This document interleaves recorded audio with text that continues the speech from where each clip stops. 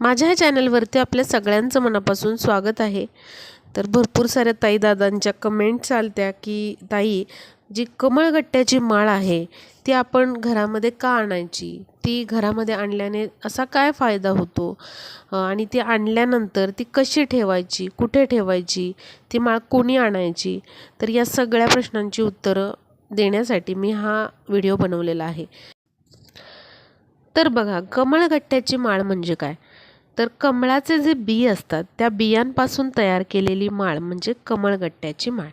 आता ही जी कमळगट्ट्याची माळ आहे ती माता लक्ष्मीला अत्यंत प्रिय आहे। म्हणजे त्यामुळे ज्या घरामध्ये कमळगट्ट्याची माळ असते किंवा आपण जर या कमळगट्ट्याच्या माळेवरती जर आपण माता लक्ष्मीचा जप केला, भगवान विष्णूंचा जप केला, तर ते अत्यंत फलदायी ठरत असतं। त्यामुळे ही कमळगट्ट्याची माळ आपल्या घरात असायलाच पाहिजे। बघा, आता कमळ जे आहे, कमळाचं फूल माता लक्ष्मीला अत्यंत प्रिय आहे आणि जर आपण कमळाचं फूल माता लक्ष्मीला वाहिलं, अर्पण केलं तर ते खूप शुभ मानलं जातं। पण रोज रोज आपल्याला कमळाचं फूल वाहणं शक्य नाही किंवा 108 कमळाची फुलं देखील वाहणं आपल्याला शक्य नाही। त्यामुळे आपण अशी ही 108 मण्यांची कमळगट्ट्याची माळ घरी अवश्य आणा। कमळगट्ट्याची माळ म्हणजे आधी सांगितल्याप्रमाणे ते कमळाचे बी आहेत आणि यापासून ही माळ तयार केलेली असते।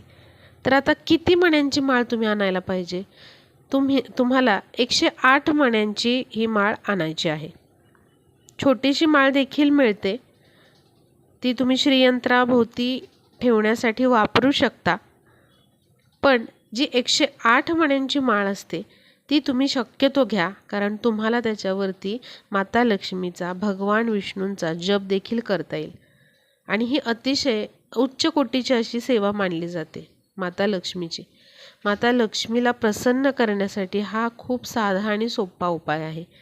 भले तुमच्याकडे माता लक्ष्मीची मूर्ती असू द्यात किंवा नसू द्यात, माता लक्ष्मीचा फोटो असू द्यात किंवा नसू द्यात, पण तुम्ही ही कमळगट्ट्याची माळ अवश्य घरी आणा। कमळगट्ट्याची माळ घरी आणायला माता लक्ष्मीचा फोटो, मूर्ती असावीच असं काही नाही। तुम्ही माता लक्ष्मीची फोटो, मूर्ती नसेल तरीही कमळगट्ट्याची माळ आणू शकता आणि त्याच्यावरती माता लक्ष्मीची अवश्य सेवा करू शकता। त्यावरती तुम्ही लक्ष्मी गायत्री मंत्र, विष्णू गायत्री मंत्र यांचा जप करू शकता किंवा मग ओम नमो भगवते वासुदेवाय नमः या मंत्राचा जप करू शकता। या मंत्राचा जप कमळगट्टेच्या माळेवरती करणं अत्यंत शुभ मानलं जातं, कारण आपण साक्षात भगवान विष्णूंची सेवा करत असतो या माळेवरती। आणि जिथे भगवान विष्णूंची सेवा केली जाते, ज्या घरामध्ये भगवान विष्णूंची उपासना केली जाते, तिथे माता लक्ष्मी आपोआप खेचली जाते। त्यामुळे तुम्ही या माळेवरती ओम नमो भगवते वासुदेवाय नमः असा जप केला तर तो खूप शुभ मानला जातो। आणि कधी तुम्हाला जास्ती वेळ असेल तर तुम्ही या माळेवरती लक्ष्मी गायत्री मंत्र, विष्णू गायत्री मंत्र यांचा देखील जप करू शकता। पण ओम नमो भगवते वासुदेवाय नमः हा जप तुम्हाला 108 वेळा या माळेवरती करण्यासाठी फक्त आणि फक्त 2 मिनिटं लागतात आणि तुम्हाला हा जप केल्यावरती कळेल की खूप मनाला प्रसन्न वाटतं आणि याची फलप्राप्ती ही खूप जास्त आहे। तुम्ही भले कोणतीही सेवा करू नका, पण या माळेवर जर तुम्ही ओम नमो भगवते वासुदेवाय नमः असा जप केला तर त्याचं तुम्हाला फळ हे निश्चितच छान आणि चांगलंच मिळणार आहे। कारण आपण साक्षात भगवान विष्णूंची आणि माता लक्ष्मीची सेवा या माळेवरती करत असतो आणि ही एक प्रकारची खूप उच्च कोटीची सेवा मानली जाते।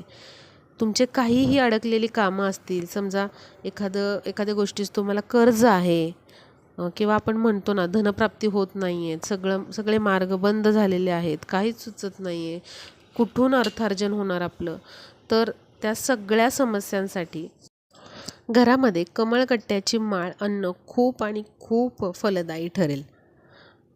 जे अडकलेली कामे आहेत किंवा जे अर्थार्जन होत नाही आहे, बिझनेसमधून, व्यवसायातून किंवा नोकरीतून पैसाच मिळत नाही आहे, केलेल्या कामाचा मोबदला मिळत नाही आहे, अशा खूप समस्या येत आहेत, तर या सगळ्या समस्या सुटतील एका फक्त या कमळगट्ट्याच्या माळेमुळं. तर नक्की तुम्ही अवश्य ही खरेदी करा कमळगट्ट्याची माळ, आणि ही घरामध्ये असणं खूप आणि खूप जास्त लाभदायी ठरतं. आता ही माळ आणायची कुठून? तर स्वामी समर्थ महाराजांच्या केंद्रामध्ये, मठामध्ये तुम्हाला ही आरामशीर मिळून जाईल 108 मण्यांची कमळगट्ट्याची माळ, किंवा मग धार्मिक साहित्याचं जे दुकान आहे तिथे तुम्हाला ही कमळगट्ट्याची माळ मिळून जाईल. आता ही आणायची कधी? तर कोणत्याही बुधवारी तुम्ही ही आणू शकता, किंवा मग इतर दिवशी तुम्ही गेलेला आहात कुठेतरी आणि तुम्ही घेतलेली आहे माळ, मग काय करायचं, आणून ती कोणत्याही बुधवारी तुम्ही तिचं पूजन करा. पूजन करताना काय करायचं, पहिल्यांदा जर तुम्ही माळ घरात आणलेली आहे तर तुम्ही पंचामृताने, स्वच्छ पाण्याने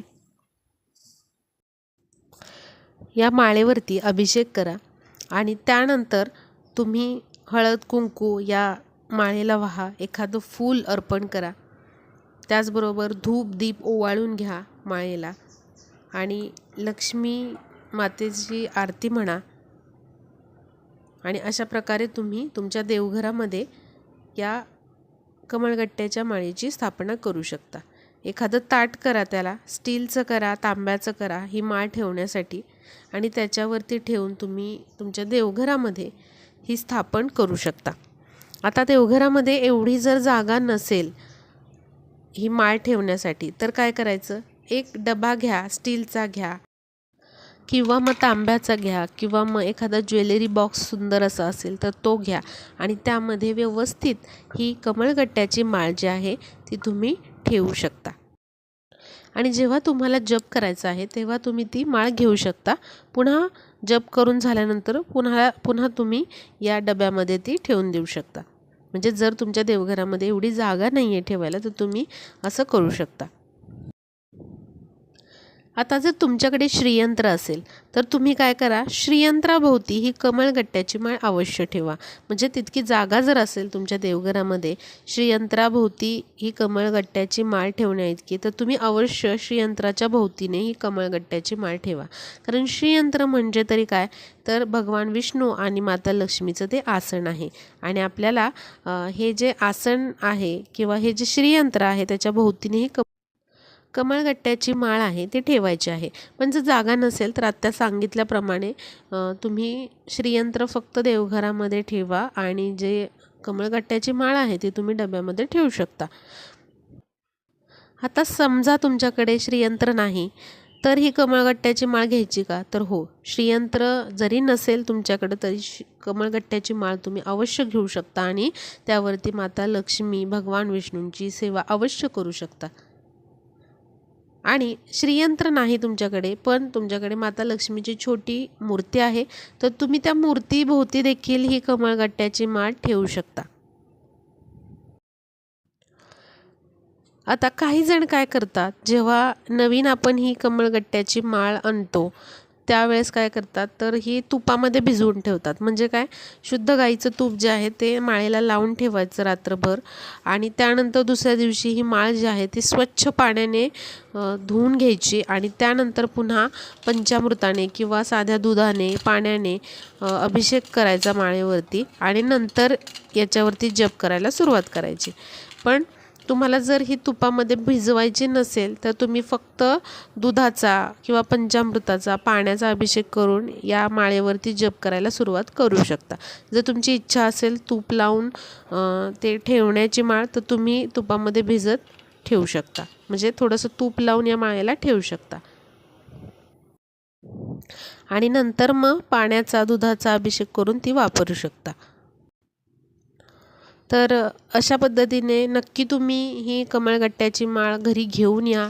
नसेल तुमच्याकडे श्रीयंत्र, माता लक्ष्मीचा फोटो किंवा मूर्ती, तरीही तुम्ही माळ अवश्य घेऊन या. बघा, तुम्हाला प्रचंड बदल झालेला जाणवेल. कारण अखंड लक्ष्मी प्राप्तीसाठी हा अतिशय सोपा आणि साधा मार्ग आहे. लक्ष्मी मातेला, भगवान विष्णूंना प्रसन्न करून घेण्यासाठी खूप सोपा मार्ग आहे.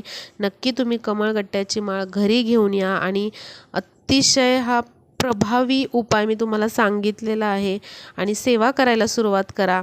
लक्ष्मी गायत्री मंत्र, विष्णू गायत्री मंत्र त्याचा जप या माळेवर करत चला, किंवा मग ओम नमो भगवते वासुदेवाय नमः हा मंत्र तुम्ही याचा जप करायचा आहे. त्याचबरोबर तुम्ही जेव्हा स्थापना करता माळेची, तेव्हा मध्ये जेव्हा शुभ दिवस असतात, त्याचबरोबर शुक्रवार आहे, बुधवार आहे किंवा मग गुरुवार आहे, या दिवशी देखील तुम्ही तुमच्या मनात जर आलं तर तुम्ही पाण्याने, दुधाने अभिषेक घालू शकता या माळेला. हळद कुंकू वाहून याचे पूजन करू शकता. एखाद्या शुभ दिनी, मंगळवारी, शुक्रवारी याचं पूजन नक्की तुम्ही करू शकता. तर अशा पद्धतीने नक्की कमळगट्ट्याची माळ आणा आणि सेवा करायला सुरुवात करा. बघा, अखंड लक्ष्मी घरात तुमच्या वास करेल, यात काही शंका नाही. आता अजून एक शंका असते बऱ्याच गृहिणींची, बऱ्याच मैत्रिणींची, की ताई आमची माळ काही कारणाने जीर्ण झालेली आहे, जुनी झालेली आहे किंवा तुटलेली आहे माळ, तर काय करायचं? तर घाबरून जाऊ नका. जरी तुमची माळ तुटली काही कारणास्तव, तर काय करा, तर ती जी माळ आहे त्याला तुम्ही दुधाने अभिषेक घालून, पाण्याने अभिषेक घाला आणि त्या माळेचं तुम्ही विसर्जन करा वाहत्या पाण्यामध्ये, आणि त्यानंतर तुम्ही नवीन कमळगट्ट्याची माळ आणू शकता. काहीच प्रॉब्लेम नाही. जरी तुमची जुनी झालेली आहे माळ किंवा काही वेळा मुंग्या लागतात या माळेला, असे हे कमेंट येतात, तर या अशा वेळी काय करा, खूपच तुमची जी माळ आहे त्याला मुंग्या लागलेल्या आहेत, खूप जीर्ण दिसत आहे, त्यावेळी देखील तुम्ही याचं विधिवत काय करा, विसर्जन करा वाहत्या पाण्यामध्ये. विसर्जन करत असताना दही भात या माळेबरोबर सोडा, विसर्जन करा आणि नवीन दुसरी माळ तुम्ही स्थापन करा किंवा दुसरी माळ घेऊन या आणि विधिवत तिची स्थापना करा, तरीही चालेल. काही मनामध्ये शंका आणू नका, कारण देव हा सगळ्यांचं चांगलंच करत असतो. आपण जर मनोभावे श्रद्धा करतोय तर देव आपलं वाईट कधीच करणार नाही, करणार तर चांगलंच करणार आहे. तर हा व्हिडिओ आवडला असेल तर जास्तीत जास्त आपल्या मैत्रिणींपर्यंत शेअर करा, म्हणजे ही माहिती जर त्यांना माहीत नसेल तर त्यांना ही माहिती उपयोगाला येईल आणि आपला व्हिडिओ युजफुल ठरेल. भेटूया पुढच्या व्हिडिओमध्ये.